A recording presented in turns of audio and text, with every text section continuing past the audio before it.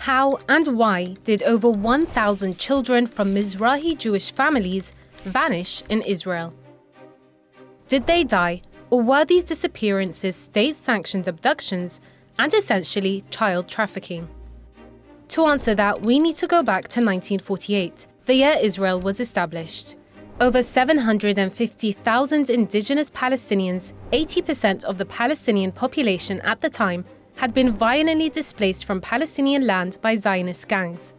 Masses of Jews were immigrating to the new state or being lured to live on the ethnically cleansed land and realize the goal of the Zionist project. But there was a slight problem. The Holocaust had wiped out millions of European Jews who had been expected to populate the new so-called Jewish state. Zionist leaders, now with a demographic crisis on their hands, began to encourage the mass immigration of Mizrahi Jews from the Middle East and North Africa. This mass importation led to what is known as the Yemenite Children Affair.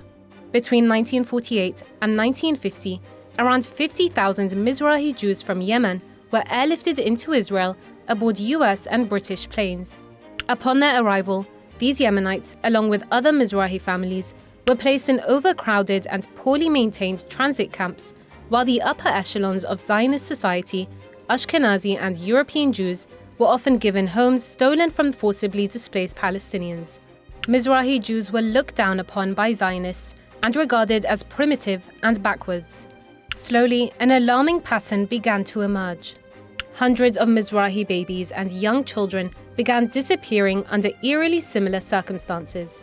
Some families were persuaded to leave their children in nurseries or hospitals with the promise of better care, only for them to never see their children again. Others brought their children in for routine treatments at hospitals, but were told days later that their children had died. In some cases, parents were told immediately after birth that their newborn hadn't survived, without any proof or explanation. The real shock came when grieving parents were refused the right to see or bury their child's body and denied a death certificate. Parents who questioned the deaths were dismissed by nurses and forcibly dragged out of hospitals, often by police. The doctor said to my mom, "I'm sorry to tell you that your twins are dead." After 2 hours, my dad came to visit my mother. She told him the twins were dead. So he said he was going to ask for the bodies, but nothing. They did not receive a death certificate, nothing. No right to bury them, nothing. While over 1,000 cases have been officially documented, some estimates suggest the number of missing children could be as high as 4,500. Families of the missing insist that Israeli authorities abducted their children and either put them up for illegal adoption or sold them to childless European Jews, both in Israel and abroad. The Israeli government denied any involvement and dismissed the claims, but families' suspicions were confirmed when years later, military draft notice letters began arriving with names of supposedly dead children. Under growing public pressure, the state launched 3 separate official inquiries to investigate the allegations between the 1960s and the early 2000s. Unsurprisingly, all 3 inquiries reinforced the same official narrative.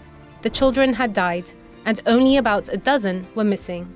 In 2016, the government of Prime Minister Benjamin Netanyahu finally acknowledged that hundreds of children had been taken without their parents' consent. Still, Israel rejected the claim that the abductions were systematic, and no formal apology was ever issued. That same year, over 200,000 documents related to the missing children were released from state archives. A few families were able to reconnect with their long-lost children through genealogy databases. But to this day, hundreds, perhaps thousands, remain missing.